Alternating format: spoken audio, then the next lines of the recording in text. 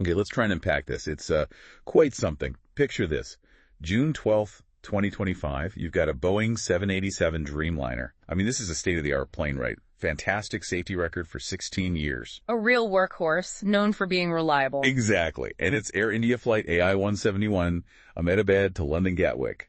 Just getting ready for takeoff. And then, well, the unimaginable happens. Literally seconds after getting airborne, the cockpit sends out that call, Mayday, Mayday, no power, just chilling. Yeah, and the sources, they described this takeoff that just went horribly wrong.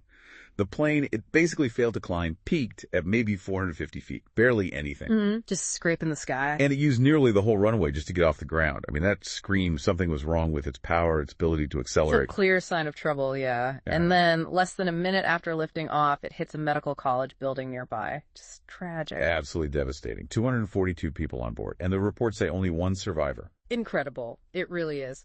And for an aircraft like the Dreamliner, it just raises so many questions. It's a huge puzzle. So that's what this deep dive is about, right? We're looking at all these sources, the initial reports, expert takes, the early findings, and we're going to try and piece together what we know. And maybe more importantly, what we don't know yet. Trying to understand the different angles, the potential causes behind something so, well, unprecedented for this aircraft. Okay, so let's start right there, those first few moments. The speed of it all and that incredibly low altitude, that 450 feet.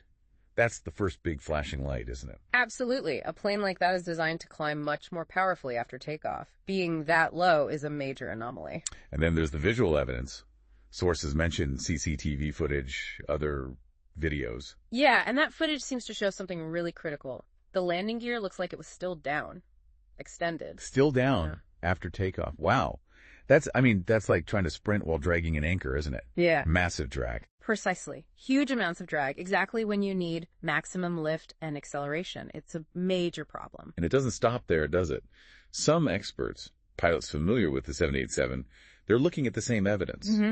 And they're suggesting the flaps might have been set incorrectly, too. Misconfigured. Flaps. Okay, they help with lift at low speed. Yeah. But if they're wrong or not retracted when they should be? They add even more drag, and they seriously hinder the climb rate. So you combine potentially wrong flaps with the gear being down.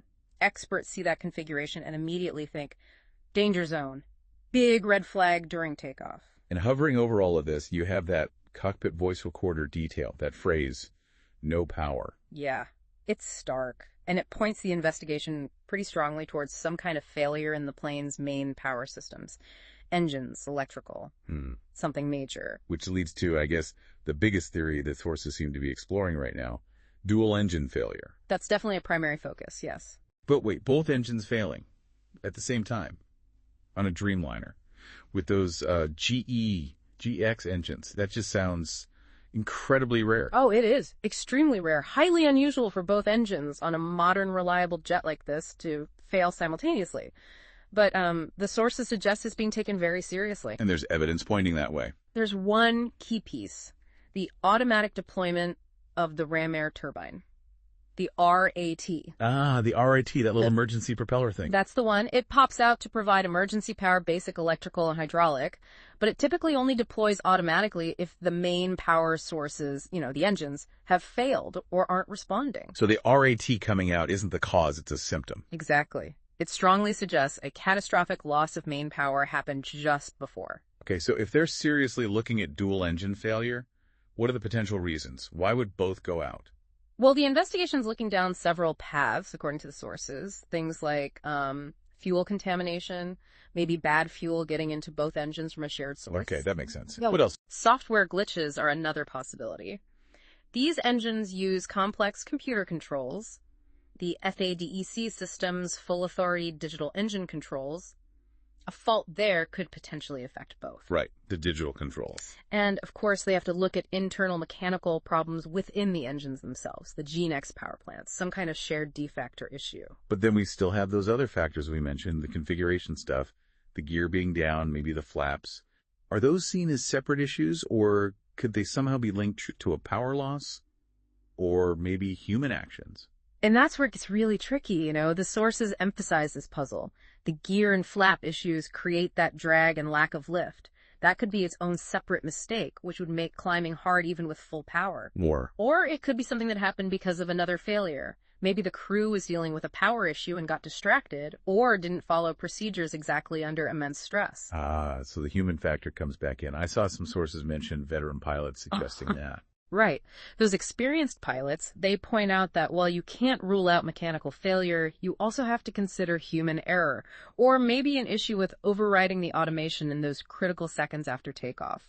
Like maybe distraction or misreading something, leading to the gear staying down longer than it should, or messing up power management. Could be. It's that possibility of things compounding. It might not be just one single failure point, but maybe several issues interacting in a really bad way. A cascade effect. So it's potentially mechanical, configuration, crew actions, automation, all potentially tangled together in those few seconds. Precisely. The sources say investigators are looking hard at how all those elements interacted. And, there are other less prominent theories still being considered, like a massive bird strike hitting both engines maybe, or some other control system glitch. It really brings up a question that seems obvious, but maybe isn't. How could the gear still be down? Or the flaps wrong? Don't they have checklists and warnings for exactly that stuff? They absolutely do. Takeoff procedures are incredibly detailed for a reason. Multiple checks, automated warnings. They should catch those kinds of misconfigurations. So why might they have failed here? That's a core part of the investigation. Sources mention things like the groove of routine. You do something thousands of times, maybe you get complacent, even if you're highly trained. Human factors, basically. It's going through the motions. It's possible. And crucially, the sources also mention the possibility of system overrides. Modern cockpits have layers of warnings, but crews can sometimes override them, intentionally or not. Figuring out if that happened and why is key. So this whole tragedy, it really becomes about more than just this one specific flight, doesn't it? The sources kind of frame it as a lesson. Yeah, a powerful one. About how humans, these incredibly complex machines, like the Dreamliner and all the procedures and organizational stuff around them, how they all interact. Especially under pressure, like takeoff. Exactly. You called the Dreamliner a technological marvel earlier, and it is. Packed with automation, redundancies, all designed for safety. But in those few critical seconds after the wheels leave the ground, when the pilots are making inputs, maybe warnings are going off, systems need adjusting, it requires what the sources call cohesive orchestration. Everything has to work together perfectly. the crew and the machine, almost like one unit. Mm-hmm. And depending on what they find as the root cause, well, the lessons will point in different directions if it's mainly mechanical. Then you'll see calls for even better backup systems, more redundancy. Right, if it's more about procedures or human factors. Then the focus shifts to training, cockpit discipline, how pilots interact with the automation. And if it's a mix of things, a combination. Which sounds possible here. Then the whole aviation world has a tougher job. They've got to figure out those combined blind spots, how a series of maybe small issues across the human, the machine, the procedures can line up just wrong and lead to disaster, even on the best equipment. So, given all that, what's actually being done right now? What steps are underway based on the sources? Well, the top priority, obviously, is the black boxes.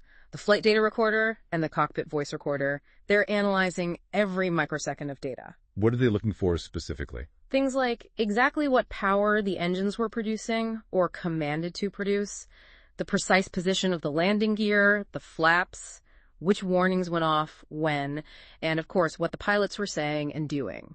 That data should really help confirm or deny some of these early theories about power and configuration. Absolutely crucial data. Alongside that, India's Aviation Authority, the DGCA, they've ordered wider inspections. Of other Dreamliners. Yeah, all of Air India's fleet, 33 of them, they're getting checked over. The sources said 8 inspections were already done when the reports came out. Just a precaution, really. Makes sense. Yeah. What else? Training? Big focus on training, yes. Especially for Dreamliner crews. They're looking at enhancing training for these really rare but critical low-altitude emergencies right after takeoff.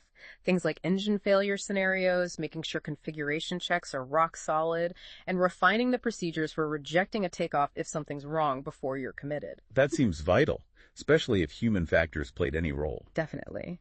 And there's talk, according to sources, about potential data recording upgrades too, maybe adding more sensors or making certain warnings, like about flight control configuration, even higher priority in the cockpit systems. Making them harder to miss or ignore. Essentially, yes. Adding more layers of safety checks. And what about the manufacturers? Boeing? GE? You can bet maintenance reviews are going to put them under intense scrutiny. particularly GE with the